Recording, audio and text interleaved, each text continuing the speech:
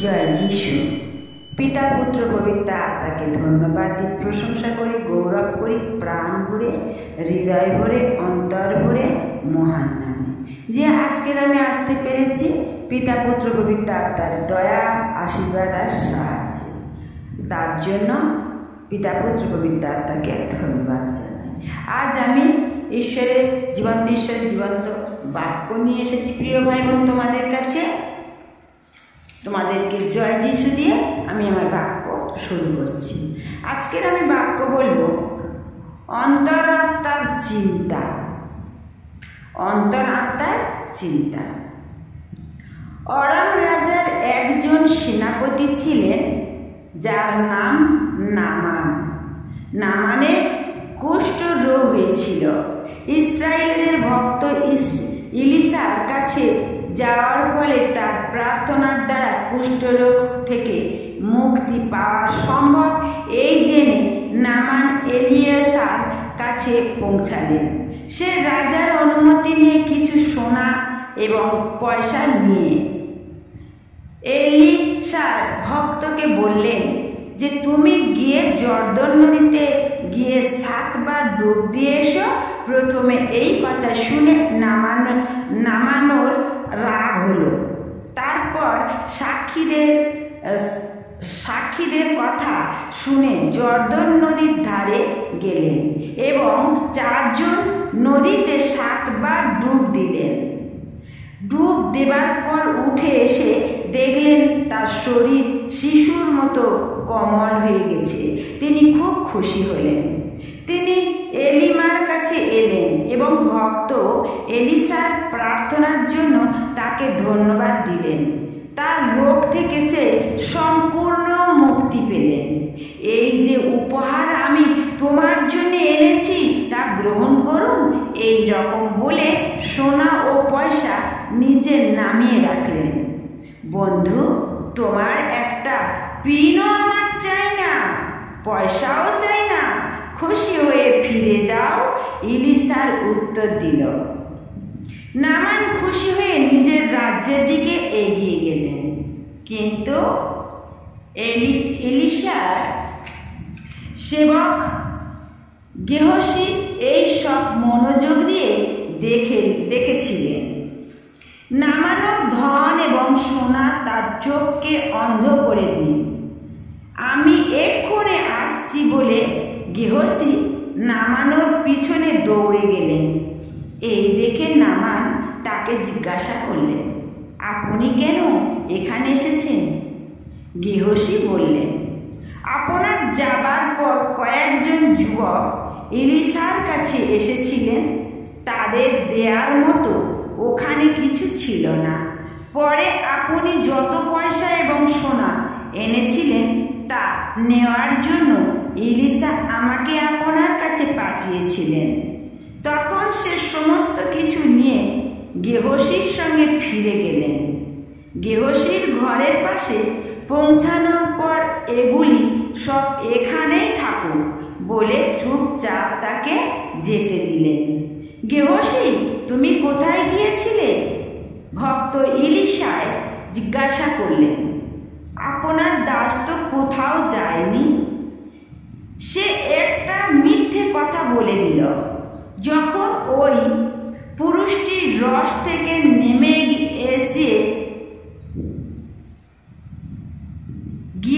এগিয়ে গিয়েছিলেন তখন আমার হৃদয় তোমার সঙ্গে ছিল। লীলা বললেন, এই সময় চাঁদি অথবা বস্ত্র আমরা জলপাই, ভেড়া, ছাগল, গরু, বদ, দাস দাসী নেবার জিনিস। এই কারণে নামানোর কুষ্ঠরোগ গেহসীর হয়ে গেল এবং সে হিমের মতো সাদা হয়ে গেল এবং গেহসী তার সামনে থেকে চলে গেল। কত দুঃখ ভরা অনুভব! এই ভক্ত এলিশার দাস গেহসী এলিশার সমান একজন বড় ভক্ত হতে পারত, কিন্তু সে এবং তার পুরো বংশ কুষ্ঠরোগের দ্বারা আক্রান্ত হলো। এই অবিশ্বাসী দাসের শেষ পরিণতি দেখেছেন? তার সমস্ত কথায় বিশ্বাসযোগ্যতা ছিল, কিন্তু পয়সার কথা শোনার পর সে পাপ করল। তার যে আশীর্বাদ পাওয়ার কথা ছিল তা নষ্ট হয়ে গেল। শেষ পরিণতি কি হলো? আমি একজন যুবককে জানি, শিক্ষিত এবং বুদ্ধিমান।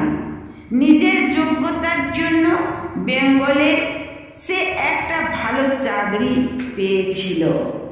ওখানে লোক নিজের সীমিত আয়ে জীবন ধারণ করছিলেন।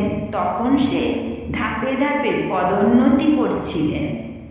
একদিন হঠাৎই তাকে চাকরি ছাড়তে হয়। শুধু এই নয়, পুলিশ তাকে গ্রেপ্তার করে। অনেক দিন ধরেই সে পয়সার ব্যাপারে বিশ্বস্ত ছিলেন না।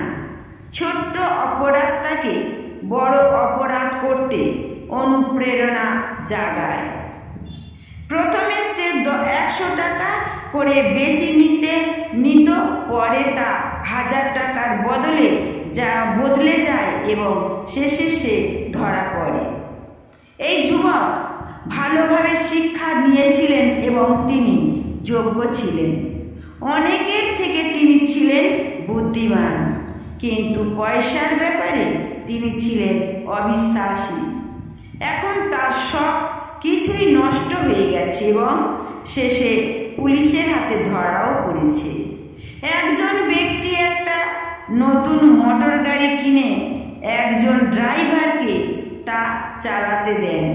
ড্রাইভার সারাদিন গাড়ি চালাতেন এবং সন্ধ্যার সময় মালিককে হিসাব দিতেন।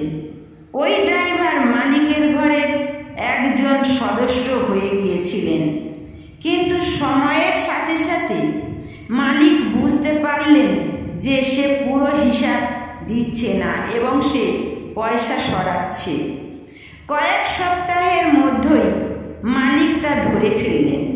একদিন সন্ধ্যার সময় হিসাব নেবার পর মালিক বললেন যে তোমার ঘরের দারিদ্রতা দেখে আমি এই গাড়ি কিনেছিলাম, কিন্তু পয়সার ব্যাপারে আমাকে মিথ্যা কথা বলার কারণ কি? নিজের ছেলের মতো আমি তোমার স্নেহ করেছিলাম। সে চুপ করে সব কিছু শুনছিল। তার চাকরি চলে গেল। সে গাড়ি চালাতো ভালো, কিন্তু পয়সার ব্যাপারে অবিশ্বাস ছিল। বন্ধু, আপনাকে যারা জানেন তারা আপনার সম্বন্ধে কি রায় দেন?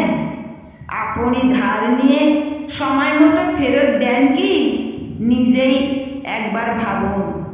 কিছুদিন আগে একজন ব্যক্তি আমার কাছে এসেছিলেন। নিজের দুঃখ শুনিয়ে কিছু টাকা নিয়ে চলে গেলেন। বছর শেষ হওয়ার পরও সে ফিরে এলো না। এখন মনে পড়েছে যে সে নতুন ঘর বানাচ্ছে। শুনে খুশি হলাম, কিন্তু আমি ভাবলাম যখন তার কাছে পয়সা এসেছিল তাহলে সে তার শোধ দিল না কেন? যদি আপনি অবিশ্বাসী হন তাহলে আপনার সম্বন্ধে বুঝতে মানুষের অনেক সময় লাগবে। সময়ে প্রথমে সে টাকা ধার নিয়েছেন তা শোধ দিন, তারপর বিশ্বস্ত হন। দোকানের সন্ধ্যার ভিড়ে দোকানদার যে পয়সা দিয়েছেন তা বেশি চলে এসেছে। আপনি কি করবেন? ওই পয়সা তাকে ফেরত দিলেন নাকি ঈশ্বরের দান করে নিজের কাছে রেখে দিলেন? আপনি আপনার কর্মস্থল থেকে পেন পেন্সিল চুরি করে নিয়ে আসেন কি? আপনার কাছে যে চিঠি পৌঁছায় তাতে সে ডাক টিকিট লাগানো আছে, তাতে মোহর লাগে কি? আপনি কি ওই টিকিট আবার ব্যবহার করবেন? বন্ধু, আপনি কি কোথাও থেকে কমিশন নেন? অফিসের জিনিস সমস্ত কেনার সময় কি আপনি কমিশন নেন? আপনার নিজস্ব পয়সা ছাড়া এই পয়সার আপনার কোনো দাবি নেই। বন্ধু, আপনি কি সুসমাচার প্রচার করেছেন? প্রতিদিন 8 ঘন্টা থেকে 8 ঘন্টা করে কাজ করার শ্রমিকদের মধ্যে আপনি কাজ করেন নাকি সুসমাচার প্রচারের নাম করে ঘুরে বেড়ান? অন্তরাত্মার চিন্তা আমি এবং আপনি চাই আত্মিক জীবন শুধু কথাই নয়, একটা চরম সত্যের বিষয় প্রতিষ্ঠিত। জয় যিশু, জয় যিশু, জয় যিশু। প্রিয় ভাই বোন, এই বাক্যটা আজ বললাম, তোমাদেরকে জয় যিশু জানাই। কেমন লাগলো তোমরা সাবস্ক্রাইবার করে দিও আর ফোন করো। জয় যিশু।